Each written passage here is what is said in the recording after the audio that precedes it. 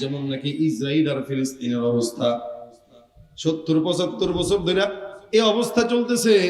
জালেমদেরকে ফিলিস্তিনের মুসলমানেরা জায়গা দিছিল থাকার জন্য, যে ভাই দয়া টয়া করে থাকতে দিছি থাক। এই জালেমের বাচ্চাগুলা নিজেরা থাকার জন্য যেই জায়গায় পাইছিল ওই জায়গাটাকে এখন নিজেদের জায়গা বলে দাবি করে।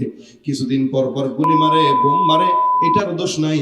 আর ফিলিস্তিনিরা যদি আত্মরক্ষার প্রস্তুতি নেয়, দূর থেকে ডাক দিয়া বলে ওই দেখো সন্ত্রাসরা হামলা করে, ঠিক কিনা?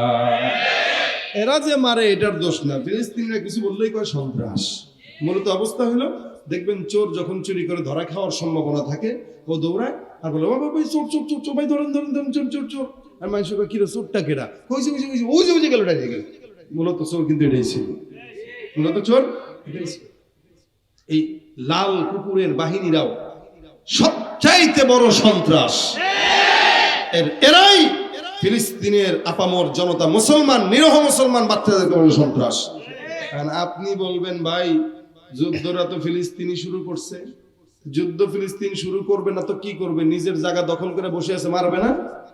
আপনি কষ্ট করে 30 কোটি টাকা দিয়ে একটা জায়গা কিনলেন, 5 লাখ টাকা দিয়ে জায়গা কিনলেন, 20 কোটি টাকা দিয়ে জায়গা কিনলেন, চিন্তা করলেন গ্রাম থেকে একটা মুরব্বিরে আনি একটা ঘর উঠায় দিই, বাবা আপনিও থাকেন, আমার জায়গাটাও পাহারা হইলো, আমার জায়গাটা আমারও থাকলো, আপনারও কিছু উপকার হইলো। আপনি দয়া মায়া করে তারা থাকতে দিলেন। সে মোটামুটি মনে করেন এলাকার বড় লিডারের সাথে হাত মাত কইরা আপনার এখান থেকে কানে ধৈরা বাড়ি করে জাল দলিল বানায় নিজের নামে লিখে ফেললো। এখন সে মজলুম না আপনি মজলুম? আপনি মজলুম। যার জায়গাটা নিল সে মজলুম, আর যে দখল করলো সে হলো জালেম। এখন এই জালেমের থেকে জায়গা নেওয়ার জন্য আপনি কি থানা তদবির করবেন না? তাহলে করলে কি আপনি সন্ত্রাস? যে কোনো সময় করতে পারেন আপনি। আপনি জায়গা দখলের জন্য আবার নিজস্ব প্রয়োজনে আপনার নিজের আত্মীয় স্বজনদেরকে লাঠি মাঠি নিয়ে এসে তারা পিডা এখান থেকে তাড়ানোর ক্ষমতাও আপনার আছে, হক আছে আপনার, কারণ আপনার জায়গা সে দখল করছে। ঠিক তেমনি ভাবে এই সমস্ত লাল চামড়ার কুকুরের বাহিনীরা ফিলিস্তিনের মাটি দখল করে, আর ফিলিস্তিনি কিছু বললে কয় এরা সন্ত্রাস। মূলত সবচেয়ে বর্তমানে বিশ্বের ভিতরে টপ লেভেলের সন্ত্রাস হলো এই ইসরায়েলের বাহিনী। আমাদের নেতা কিন্তু আপনার নারায়ণগঞ্জের নেতা না, আমাদের নেতা কিন্তু দুনিয়াবি নেতা না, আমাদের নেতা হলো মুহাম্মদুর রাসূলুল্লাহ। এই কথার উপর আপনারা ঐক্যমত, একমত তো সবাই? এটা হলো ইমানি কথা। আর রাজনৈতিক কথা যদি বলেন তাহলে হবে না ভাই, নবী তো নবী, কিন্তু এরপরে তো কিছু লাগে, এই জন্য এদেরকে মানি। কিন্তু আমরা বলবো রাসূল করিম সাল্লাল্লাহু আলাইহি সাল্লামের উপরে কোন লিডার হতে পারে না। এই জন্য আমরা হর হামেশা আল্লাহর হাবিব সাল্লাল্লাহু আলাইহি সাল্লামকেই নেতা হিসেবে মানি এবং তার সমস্ত আখলাককে আমরা নিজে মনে প্রাণে অনুভব করি, বিশ্বাস করি, মানার চেষ্টা করি। শুধু রাসূলের আখলাক শুধু মুসলমানদের জন্য না, এটা গোটা বিশ্ববাসীর জন্য, ইহুদিদের জন্য, নাসারাদের জন্য, খ্রিস্টানদের জন্য, গোটা বিশ্ববাসীর জন্য। এটা 1-2 জনের জন্য না। এতটুকু বিশ্বাস এই দিলে আছে তো ইনশাআল্লাহ। তো রাসূল সাল্লাল্লাহু আলাইহি সাল্লাম জমিনে যখন এসেছেন কিছু ভূমিকা নিয়ে এসেছেন। যেমন আল্লাহর হাবিব সাল্লাল্লাহু আলাইহি সাল্লামের সর্বপ্রথম ভূমিকা যেটা ছিল সেটা হলো ঈমান, যে মানুষকে কুফরির পথ থেকে ঈমানের পথে ঢোকানো। এই মাকসাদ নিয়ে, এই প্রচেষ্টা নিয়ে রাসূল করিম সাল্লাল্লাহু আলাইহি সাল্লাম জায়গায় জায়গায় মানুষকে ঈমানের দাওয়াত দিতেন। রাসূলের কথা ছিল ইয়া আইয়ুহান নাস কুলু লা ইলাহা ইল্লাল্লাহ তুফলিহু। এই শব্দটা কি কখনো আপনারা শুনেছেন? শুনেছেন আপনারা? এটা রাসূলের দাওয়াতি কার্যক্রমের কথা। ইয়া আইয়ুহান নাস কুলু লা ইলাহা ইল্লাল্লাহ তুফলিহু। মানুষেরা তোমরা সবাই মিলে এক হয়ে এই কথাটার স্বীকারোক্তি দাও যে লা ইলাহা ইল্লাল্লাহ মুহাম্মাদুর রাসূলুল্লাহ। তাহলেই শান্তি ফিরে আসবে। মুসলমানদের সঙ্গে বিধর্মীদের, মুশরিকদের চিরন্তন দুশ্মনী হচ্ছে কালেমা নিয়ে। এই কালেমা। এরপরে রাসূল করিম সাল্লাল্লাহু আলাইহি ওয়াসাল্লাম আরো দাওয়াত দিয়েছেন। আল্লাহ পাক কোরআনে বলেন, কুল ইয়া আহলাল কিতাবি তাআলাউ ইলা কালিমাতিন সাওয়াইন বাইনানা ওয়া বাইনাকুম। আল্লাহ পাক ডাক দিয়ে বলেন, নবী আপনি এদের সবাইকে ডাক দেন, ডাক দিয়ে বলেন যে আসো, বসো, আমাদের ভিতরে একটা জিনিস ঐক্যমত হোক, আমরা একটা সিদ্ধান্তে পৌঁছতে যেন পারি। কি সেটা? আল্লাহ না'বুদা ইল্লাল্লাহ, আল্লাহ ছাড়া কারো ইবাদত করব না। সর্বপ্রথম রাসূল আল্লাহ পাক বলতেছেন এই কথাটা তুমি বলো, আল্লাহ না'বুদা ইল্লাল্লাহ, আল্লাহ ছাড়া কারো ইবাদত করব না। 2 নম্বর কি জানো? ওয়ালা নুশরিকা বিহি শাইআ, আল্লাহর সাথে কাউকে শরীক করব না। 1 নম্বর ইবাদতই করব একমাত্র কার? আল্লাহ। ইয়্যাকা না'বুদু ওয়া ইয়্যাকা নাস্তাঈন, আল্লাহর ইবাদত করি, আল্লাহর কাছেই সাহায্য চাই। হ্যাঁ, এখন যে আল্লাহর কাছে চায় সে তো অন্য কারো কাছে চাইতে পারে না, কিন্তু ইহুদিরা চাইতো, নাসারারা চাইতো, খ্রিস্টানরা চাইতো, বিধায় আল্লাহ পাক রব্বুল আলামিন এই আয়াত নাযিল করলেন। এরা আল্লাহকেও মানতো, আবার আল্লাহর পাশে গাছের পূজা করত, চন্দ্রের পূজা করত, সূর্যের পূজা করত, মূর্তির পূজা করত। এজন্য আল্লাহ পাক বলেন, আফারাআইতুমুল লাতা ওয়াল উজ্জা ওয়া মানাতাস সালিসাতাল উখরা, ইলাত, উজ্জা, হ্যাঁ, এগুলোর পূজা এরা করত। এদের চিন্তা ছিল আল্লাহকে তো মানি, আল্লাহ সৃষ্টি করছে, আল্লাহকে মানি, কিন্তু ওই এই মূর্তি আমারে খাবার দেয়, ওই মূর্তি আমারে পড়ায়, ওই মূর্তি আমারে রোগ ভালো করে, ওই মূর্তি আমার বিপদে আমার শান্তি দেয়, এরকম করে আল্লাহর সাথে আরো 4-5টারে খোদা হিসেবে মানত। নাউজুবিল্লাহ। এগুলো মুশরিকদের কাজ ছিল। আল্লাহ পাক রব্বুল আলামিন বলেন, ওলা কি বললাম? আল্লাহ না'বুদা ইল্লাল্লাহ ওয়ালা নুশরিকা বিহি শাইআ। 1 নম্বরে ইবাদত করবে আল্লাহর, 2 নম্বরে আল্লাহ ছাড়া কাউকে শরীক করবে না, 3 নম্বর ওয়ালা ইয়াত্তাখিদা বা'দুনা বা'দান আরবাবাম মিন দুনিল্লাহ, আল্লাহ ছাড়া দুনিয়ার কোন নেতাকে নেতা হিসাবে মানবে না। সোজা কথা, নেতাকে আল্লাহ, প্রতিপালককে আল্লাহ। হ্যাঁ, আপনার নেতা আপনারা খাওয়াইতে পারে, কিন্তু প্রতিপালন করে না। আপনি তাকে সাপোর্ট দেন, সে আপনাকে সাপোর্ট দেয়। আজকে না দেন, দেখবেন কালকে লাথি দিয়ে বের করে দেবে। যতদিন আপনি তার সার্ভিস দিবেন, ততদিন আপনাকে 2-4টা মুরগির আধারের মতো ছড়াই দেবে। এটাই তো হয়। আপনারা ঠিক আসতে বলেন আর জোরে বলেন, এটাই হয় কিনা হয় না? হয়তো আপনি কাজ করবেন, সে আপনার কাজের জন্য বাস কিছু দিয়ে দিল, এতটুকু। নাফরমানি যখন শুরু করবেন তখন খাওয়াবে আর খাওয়াবে আর, কিন্তু আল্লাহ খাওয়ায় কিনা? এই যে ফজরের নামাজ পড়ি না, জোহরের নামাজ পড়ি না, আসরের নামাজ পড়ি না, মাগরিব পড়ি না, এশা পড়ি না, এমনকি জুমার নামাজও পড়ি না। আমাদের ভিতরে কত মানুষ আছে মসজিদের সপ্তাহে জুমার নামাজটা পর্যন্ত পড়তে যায় না। আচ্ছা, আল্লাহ কি চাইলে খাবার বন্ধ করতে পারতেন কিনা? মনে করেন আল্লাহ যদি নিজাম করতেন যে ফজরের নামাজ পড়বা না তো জিহ্বাত লম্বা হয়ে সোজা হয়ে যাবে, মুখে গিলতে পারবা না, নামাজ পড়ে তারপরে খাওয়ান নিতে দিবে আল্লাহ পাক। জোহরের পর নাই তো দুপুরের খাবার খাইতে পারবা না, আসর পর নাই তো বিকেলের নাস্তা, চা বিস্কুট, ওইটা আর পেটে ঢুকবে না। মাগরিব পর নাই তো রাতের খাবার ঢুকবে না, এসা পর নাই তো চোখ সোজা হয়ে থাকবে, ঘুম জিন্দেগিতে আসবে না। আল্লাহ যদি চাইতো দিতে পারতো কি পারতো না?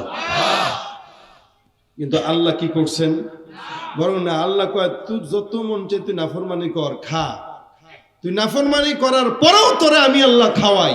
কতটুকার খাবি? 60 বছরই তো, 50 বছরই তো, 50 বছর ভালো মতো গিলার পরে যখন কবরে যাবি তখন কি গিলস দেখে নেব। এই জন্য আল্লাহ খাওয়া, ছাড় দেয়া রাখে। কিন্তু আল্লাহ পাক রব্বুল আলামিন বলেন কি? ছাড় দেই। মা কানা রব্বুকা নাসিয়া, আপনার রব ভুলে না। প্রত্যেকটা কড়ায় গন্ডার হিসাব আল্লাহর কাছে আছে, এটা আল্লাহ পাক অবশ্যই নিবে কি নিবে না? তো দুনিয়ার নেতা যেহেতু নাফরমানি করলে দাঁত থিরিয়ে বের করে দেয়, দল থেকে বের করে দেয়, তার মানে এটার পিছনে স্বার্থ আছে, কিন্তু মালিকের মহব্বতের পিছনে কোনো স্বার্থ নেই। এই জন্য মালিক নাফরমানি করে যারা, এরাকে আরো বেশি খাওয়ায়। আল্লাহকে আরো বেশি আদর করি, বেশি আদর করি। দেখি আদর বুঝেনি সে। অনেক সময় বাচ্চা কাচ্চারে মা বাবারা অনেক বেশি আদর করে, বাচ্চা উল্টা পাল্টা করে আরো আদর করে, বাপ বুঝতে চায় দেখি এটারে আদর করে যদি কোলানো যায় তো করলাম, আর যদি আদরে না কাজ হয় শেষ ফিনিশিং তো কিছু একটা আছে। আল্লাহ পাক বান্দাকে আদর করতেই থাকে, দেখি বান্দা আসে কিনা।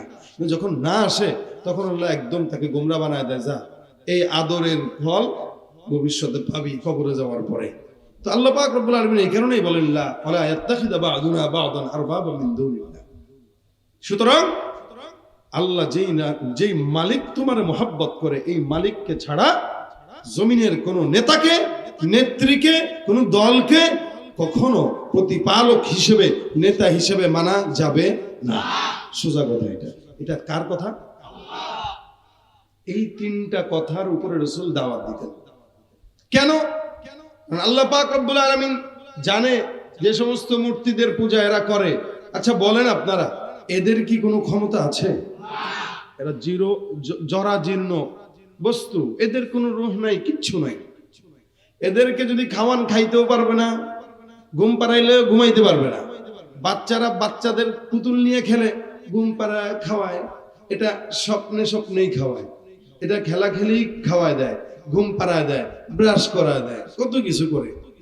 কিন্তু আসলেই কি সে খাইতেছে? তো যারা আল্লাহকে ছাড়া অন্যদের পূজা করতেছে, অন্যদেরকে খোদা মানতেছে, এরাও মনের শান্তির জন্য করতেছে, লেকিন বাস্তবতা নাই। কেন? আল্লাহ পাক অন্য আয়াতে রাসূলকে বলে দিয়েছেন, খবরদার হুজুর একটু বলে দেন এদেরকে উদাহরণটা। ইয়া আইয়ুহান নাস, আল্লাহ পাক রব্বুল আলামিন বলেন দুরিবা মাসালুন ফাসতামিউ লাহ। এই সমস্ত মানুষদেরকে আল্লাহ পাক ডাক দেন, ইয়া আইয়ুহান নাস দুরিবা মাসালুন ফাসতামিউ লাহ, তোমাদেরকে আমি আল্লাহর তরফ থেকে একটা উদাহরণ পেশ করা হচ্ছে, তোমরা মনোযোগের সাথে শোনো। আল্লাহ বলতেন ফাসতামিউ লাহ, এটা শুনো মনোযোগের সাথে। কি? ইন্নাল্লাযীনা তাদউনা মিন দুনিল্লাহ লাই ইয়াখলুকু যুবাবান ওয়ালা ইজতামাউ লাহ। আল্লাহ পাক ডাক দিয়া বলেন, নিশ্চয় আমি আল্লাহ তোমাদেরকে উদাহরণ দান করলাম, মেসাল বর্ণনা করলাম, তোমরা মনোযোগের সঙ্গে শোনো। মেসালটা কি? যত আল্লাহ ছাড়া যত বড় পদার্থের পূজা তোমরা করো, ইবাদত তোমরা করো, এই সমস্ত খোদাদেরকে তোমরা ডাক দাও আল্লাহ ছাড়া, আর এই সব খোদাদেরকে ডাক দিয়া বলো এরা যেন একটা মাছি বানায়। আমি আল্লাহ চ্যালেঞ্জ করলাম, আল্লাহকে বাদ দিয়ে সবগুলা মূর্তিকে ডাকলেও, খোদাকে ডাকলেও একটা মাছি বানানোর ক্ষমতা এদের নাই। কথাটা বলেছেন কে? আল্লাহ। ইন্নাল্লাযীনা তাদউনা মিন দুনিল্লাহ লা ইয়াখলুকু যুবাবান ওয়ালাউ ইজতামাউ লাহ। সব বান্দারাও যদি তাদের কৃতকর্মের সমস্ত পূজাওয়ালা মূর্তিদেরকে ডাক দেয়, খোদাদেরকে ডাক দেয়, এই সমস্ত খোদারা মিলেও একটা মাছি বানাইতে পারবে না। আল্লাহ পাক বলেন ওয়া ইয়াসলুবুহুমুদ যুবাবু শাইআন লা ইস্তানফিদুহু মিন। এই সমস্ত যাদের পূজা করে এদের কাছে যদি কোনো কিছু থাকে, এদের সামনে যদি খাবার যারা রেখে দেয়, একটা মাছি যদি তাদের খাবার খেয়েও ফেলায়, তারাও কোনোদিন এদেরকে ফিরাইতে পারে না, ঠিক কিনা? সুতরাং মালিক বলেন দুআফাত তালিবু ওয়াল মাতলুব। সুতরাং এই জড় পদার্থ মাটির মূর্তির কাছে যারা চায় এরাও দুর্বল, আর এই মূর্তির কাছে যে চায় এই মূর্তিটাও দুর্বল। সুতরাং দেনেওয়ালা ছানেওয়ালা উভয়ই হলো দুর্বল। বলেন তো জবান খুলা সবল কে? ভাইরা আমার, আল্লাহ পাক রব্বুল আলামিন একমাত্র সবল। জমিনের মধ্যে আল্লাহ পাক রব্বুল আলামিন এই কারণে পয়গম্বরকে বাণী দিয়ে পৌঁছাইলেন, আল্লাহর হাবিব সাল্লাল্লাহু আলাইহি সাল্লাম এই বাণী সমস্ত বান্দাকে প্রথমত পৌঁছায় দিলেন। বান্দা আল্লাহ ছাড়া কারো ইবাদত করা যাবে না, আল্লাহ পাক রব্বুল আলামিনের ইবাদত করা লাগবে। 2 নাম্বার, আমার পয়গম্বর শান্তি প্রতিষ্ঠায় জমিনের মধ্যে ইনসাফ রক্ষা করার জন্য পাড়ায় পাড়ায় প্রত্যেকটা মানুষকে সবক আদায় করাইলেন। নবী বলেন তোমরা ঘরের মধ্যে ইনসাফ বজায় রাখো, তোমরা সংসদের মধ্যেও ইনসাফ বজায় রাখো, বিচারক বিচার করবে সেখানেও যেন ইনসাফ বজায় থাকে। একজন সন্তান তার মার সঙ্গে যেন ইনসাফ বজায় রাখে, একজন স্বামী যেন তার বিবির সঙ্গে ইনসাফ বজায় রাখে, একজন ভাই যেন তার বোনের সঙ্গে ইনসাফ বজায় রাখে, একজন লিডার তার কর্মীদের সঙ্গে যদি ইনসাফ বজায় রাখে। কোন বান্দা যখন পরিপূর্ণ ইনসাফের উপরে পড়বে চলবে, আল্লাহর কসম জমিনের মধ্যে কোনো মারামারি হানাহানি শত্রুতা বাড়বে না। এই জন্য আল্লাহ পাক রব্বুল আলামিন বলেন, ওয়াইদা হাকামতুম বাইনান নাসি আন তাহকুমু বিল আদল। আমি যে আয়াতটা আপনাদেরকে বুঝাইতে চাইলাম, আল্লাহ পাক রব্বুল আলামিন বর্ণনা করেন আয়াতের মধ্যে, ওয়াইদা হাকামতুম বাইনান নাস, তোমরা যখন মানুষের মাঝে কোনো বিচার আচার করবা, বাইনান নাসি আন তাহকুমু বিল আদল, এই সকল বিচারগুলো তোমরা সুন্দরভাবে করো। আল্লাহ পাক রব্বুল আলামিন বলেন অন্য আয়াতের মধ্যে, বলেন বান্দা তোমরা ইনসাফ রক্ষা করে চলো, ন্যায় বিচার করো, মানুষের মধ্যে ভ্রাতৃত্ব বজায় রাখার জন্য একজনের সঙ্গে আরেকজন ইনসাফপূর্ণ আচরণ করো। এই কথাটা আমার পয়গম্বর যেমন বলেছেন, আসমানের মালিক আল্লাহ পাক রব্বুল আলামিনও বলেছেন। আজকে সমাজের মধ্যে বিচারক যিনি থাকবে, ইনি সুন্দর করে বিচার করবে। যার বিচার করতেছে সে যদি তার আপন মায়ের পেটের ভাইও হয় আর অপরাধী হয়, একজন বিচারকের উচিত আপন মায়ের পেটের ভাইটার জন্য সুন্দর একটা রায় দেওয়া। সে যদি অপরাধী হয় জেলখানায় যাবে, আর যদি নিরপরাধ হয় শত্রুকেও সে পার করে দিবে, ঠিক কিনা? কিন্তু বর্তমান জমানায় দেখা যায় জোর যার মূল্য তার টাকা থাকলেই বাংলাদেশের আইন ঘুরায় দেওয়া যায়, ঠিক কিনা? ভাইরা আমার, আইন কাকে বলে আমার পয়গম্বর শিখায় গেছেন, ইনসাফ কাকে বলে আমার নবী শিখায় গেলেন। আল্লাহ পাক রব্বুল আলামিন বলেন তোমরা বিচার করবা, আদালত বজায় রেখে করো। আল্লাহ পাক রব্বুল আলামিন বলেন, ইয়া আইয়ুহাল্লাযীনা আমানু কুতিবা আলাইকুমুল কিসাসু বিল কতলা, আল হুররু বিল হুররি ওয়াল আবদু বিল আবদি ওয়াল উনসা বিল উনসা, ফামান উফিয়া লাহু মিন আখিহি শাইউন ফাত্তিবাউন বিল মারুফ ওয়া আদাউন ইলাইহি বিইহসান। আল্লাহ পাক এই জায়গায় বান্দাকে ডাক দিয়া বলেন, কোন মানুষ যদি কোন মানুষকে হত্যা করে, আল্লাহ পাক রব্বুল আলামিন আমার পয়গম্বরকে এই ইনসাফটা শিখিয়ে দিলেন। ইসলামের মধ্যে, সমাজের মধ্যে কোন বান্দা যখন কোন বান্দারে হত্যা করবে, ইসলাম বলে, আল্লাহ পাক রব্বুল আলামিন বলে, কেউ যদি কাউকে হত্যা করে, হত্যার বিনিময়ে হত্যা ছাড়া অন্য কোনো কথা নাই। সে যদি স্বাধীন হয়, আল্লাহ পাক রব্বুল আলামিন বলেন, আল হুররু বিল হুররি ওয়াল আবদু বিল আবদি ওয়াল উনসা বিল উনসা। কোন স্বাধীন মানুষ যখন কোন স্বাধীন মানুষকে হত্যা করবে, হত্যার বিনিময়ে হত্যা করা লাগবে। যদি কোনো মেয়ে মানুষ কোনো মেয়েকেও হত্যা করে, ইসলামের বিধান হলো ওই মেয়েটাকেও হত্যা করা লাগবে। আজকে সমাজের মধ্যে দেখা যায় ৩-৪ জন বন্ধু মিলে নিজের বন্ধুকে জবাই করে গোশত রান্না করে খায়, বিচার এদেশে দেখা যায় না। ভাইরা আমার, যদি একজনের বিচার হতো, একটা মানুষের বিচার যদি হতো, কেউ যদি কাউকে হত্যা করে, কোনো কথা নাই বার্তা নাই, এমনি হত্যা করে ফেলছে, নবী করিম সাল্লাল্লাহু আলাইহি ওয়াসাল্লাম বলেন আখিরি জামানার মধ্যে এমন একটা অবস্থা হবে যে যার সঙ্গে মারামারি লাগলো, যে লাগলো সেও বুঝে না, যার সঙ্গে মারামারি লাগলো সেও জানে না, যে মরলো সেও জানে না কেন মরলো, যে মারলো সেও জানে না কেন মারলো। আল্লাহর হাবিব সাল্লাল্লাহু আলাইহি ওয়াসাল্লাম বলেন, ওই জামানায় যে মারবে আর যে মরবে এরা উভয়েই হলো জাহান্নামী। সাহাবাজ বাইন ডাক দিয়ে বলেন, ইয়া রাসূলুল্লাহ, ব্যাপারটা বুঝলাম না, যে মরলো সে তো মজলুম, যে মারলো সে তো জালেম। হিসাব তো বলে, ইনসাফ তো বলে, জালেম জাহান্নামে যাবে, মজলুম জান্নাতে যাবে। নবী করিম সাল্লাল্লাহু আলাইহি ওয়াসাল্লাম বলেন, মনে রাখবা, কারণ শেষ জামানায় এমন জামানা আসবে ঝগড়া লাগবে কি নিয়ে এটা নিজেরাও জানে না। দেখেন না বাহিরে পাবলিক প্লেসে বাস একজন একজনের পাইছে হুম হাম করে মারতেছে, একজনের মার দেখে আরো 10 জন এসে মারে। কিরে ভাই কেন মারেন? কেউ জানি না। হয় না? কেন মারেন জানি না। কি হয়েছে? কে যে মারতেছে? মনে হয় চোর। তাতে মারতেছেন যে হুট করে মনে হয় মেরেই ফেলবেন। এ ভাই কি হয়েছে? না ওর সাথে আমার শত্রুতা ছিল, লেগে মারতেছে। তাতে আপনি মারলেন কেন? ভাই বুঝি তো নাই, মনে করছি তো চোর, বাস মেরে ফেলছে। আজীব অবস্থা। মানুষ কিভাবে মারে? নিজের ঘরের ছেলেটা বাবার লাশ টুকরো টুকরো করে সমুদ্রে ভাসায় দিতেছে। এই সময় চলে আসছে। আজকে সমাজে যদি একটা হত্যার বিচার এভাবে হতো যে কেউ আইন যদি পাশ হতো, যে বাংলাদেশে নিরপরাধ ভাবে কেউ যদি কাউকে হত্যা করে তো এর শাস্তি একমাত্র হত্যা, এছাড়া কোনো শাস্তি হবে না। যদি এই আইন পাশ করা হতো আমার দেশে আলহামদুলিল্লাহ আল্লাহর রহমতে হত্যা আস্তে আস্তে নাই বলে একদম ব্যবস্থা হয়ে যেত যে হত্যার হবেই না, হত্যা বন্ধ হয়ে যেত, মারামারি বন্ধ হয়ে যেত যদি একটা হত্যাকারীকে এই বাংলার জমিনে হত্যা করে বিচার দেওয়া হতো। কিন্তু এটা হয় না বলে যারা মারতেছে এরা তো চিন্তা করে আরে গোশত রান্না করে খায়ও পার পেয়ে যেতেছি তো সমস্যা কি, আরেকদিন আরেকটা খাবো, এটাই চলতেছে। আইন নাই, কিন্তু ইসলাম তো আইন দিয়ে দিছে, ইনসাফ শিখাই দিছে। মেয়েও যদি হত্যা করে তো মেয়ে, বাস মেয়ে হলে কি হয়েছে, অবশ্যই বিচার আছে। আল্লাহর দ্বীন কায়েমের জন্য কোন প্রকার দিলের ভিতরে মায়া থাকা যাবে না।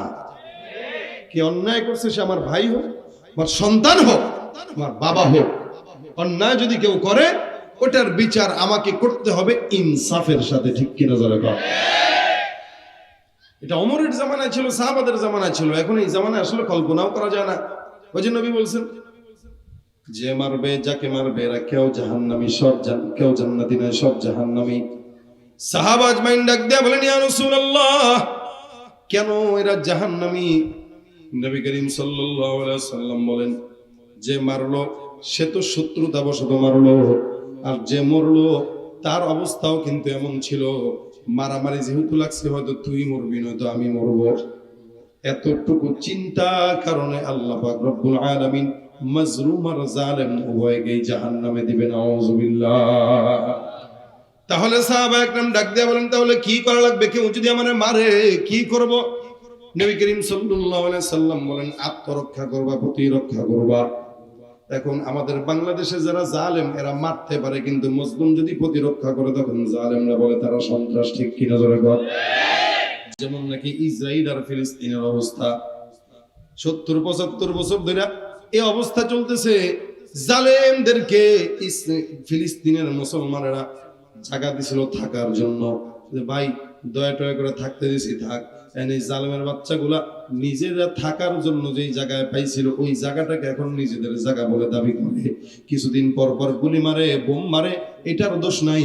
আর ফিলিস্তিনিরা যদি আত্মরক্ষার প্রস্তুতি নেয় দূর থেকে ডাক দিয়া বলে ওই দেখো সন্ত্রাসরা হামলা করে, ঠিক কিনা? এরা যে মারে এটার দোষ না, ফিলিস্তিনিরা কিছু বললেই কয় সন্ত্রাস। মূলত অবস্থা হলো দেখবেন চোর যখন চুরি করে ধরা খাওয়ার সম্ভাবনা থাকে ও দৌড়ায় আর বলে বাবা ভাই চোর চোর চোর চোর, ভাই ধরেন ধরেন ধরেন চোর চোর চোর। আর মানুষ কিরা চোরটা কেরা কইছে কইছে কইছে ওই যে ওই যে গেল ডাইরে গেল। মূলত চোর কিন্তু এটাই ছিল, মূলত চোর এটাই ছিল। এই লাল কুকুরের বাহিনীরাও সবচাইতে বড় সন্ত্রাস, এরাই ফিলিস্তিনের আপামর জনতা, মুসলমান, নিরহ মুসলমান বাচ্চাদেরকে বড় সন্ত্রাস। কারণ আপনি বলবেন ভাই যুদ্ধটা তো ফিলিস্তিনি শুরু করছে, যুদ্ধ ফিলিস্তিন শুরু করবে না তো কি করবে? নিজের জায়গা দখল করে বসে আছে, মারবে না? আপনি কষ্ট করে 30 কোটি টাকা দিয়ে একটা জায়গা কিনলেন, 5 লাখ টাকা দিয়ে জায়গা কিনলেন, 20 কোটি টাকা দিয়ে জায়গা কিনলেন, চিন্তা করলেন গ্রাম থেকে একটা মুরব্বিরে আনি আইন একটা ঘর উঠায় দিই, বাবা আপনিও থাকেন, আমার জায়গাটাও পাহারা হইলো, আমার জায়গাটা আমারও থাকলো, আপনারও কিছু উপকার হইলো। আপনি দয়া মায়া করে তারা থাকতে দিলেন। সে মোটামুটি মনে করেন এলাকার বড় লিডারের সাথে হাত মাত কইরা আপনার এখান থেকে কানে ধৈরা বাড়ি করে জাল দলিল বানায় নিজের নামে লিখে ফেললো। এখন সে মজলুম না আপনি মজলুম? আপনি মজলুম। যার জায়গাটা নিল সে মজলুম, আর যে দখল করলো সে হলো জালেম। এখন এই জালেমের থেকে জায়গা নেওয়ার জন্য আপনি কি থানা তদবির করবেন না? তাহলে করলে কি আপনি সন্ত্রাস?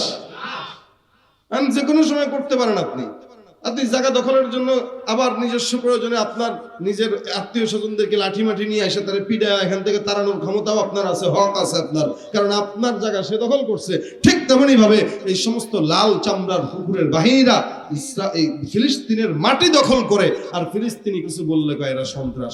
মূলত সবচেয়ে বর্তমানে বিশ্বের ভিতরে টপ লেভেলের সন্ত্রাস হলো এই ইসরায়েলের বাহিনী। আর আমাদের বাংলাদেশের কিছু মুসলমান জ্ঞান পাপী আছে, এরা এই সময় বলে কি দরকার ছিল ফিলিস্তিনদের একটা খোঁচা মারা, কি দরকার ছিল, ভালোই তো ছিল, সুখেই তো ছিল। মিয়া রাসূল সাল্লাল্লাহু আলাইহি ওয়াসাল্লাম বলেছেন আল আকসা পুনরুদ্ধার হবে, এটা নিয়ে যুদ্ধও হবে, আর আপনি খালি শান্তি চান, আপনার এটা শান্তি না। মূলত শান্তির অপর পিঠে আপনি ইসরায়েলের দালালি করার চক্রান্ত করেন। এই হলো অবস্থা। মজলুম জালেম উভয় জাহান্নামী হবে কখন? যখন উভয়ের ভিতরে আক্রোশ থাকবে। তো সাহাবা বলেন, হুজুর কি বলবো? তুমি প্রতিরক্ষা করবা, কিন্তু তাকে মারার মতো দিলে খেয়াল রাখবা না। যদি দিলে খেয়াল রাখো আমিও তোরা মারবো, তাহলে তুমিও জাহান্নামী। তুমি খেয়াল রাখবা যে ভাই সর্বোত্তম আখলাক হলে ভাই তোর মাফ করে দিলাম, এরপরে যদি না পারো তাহলে প্রতিরক্ষা করবা। এছাড়া তাহলে আদম পয়গম্বরের সন্তানের দিকে তাকাও। একজন একজনে বলে লা ইনবাসাত্তা ইলাইয়া ইয়াদাকা লিতাকতুলানি মা আনা বিবাসিতিন ইয়াদিয়া ইলাইকা লিয়াকতুলাক ইন্নী আখাফুল্লাহা রাব্বাল আলামিন। হাবিল আর কাবিলের মারামারির ঘটনা জানেন তো আপনারা? জমিনে সর্বপ্রথম মারামারি, একটারে মারে, আরেকটা ডাক দেয়া বলে ভাই আমি চুপ। কেন?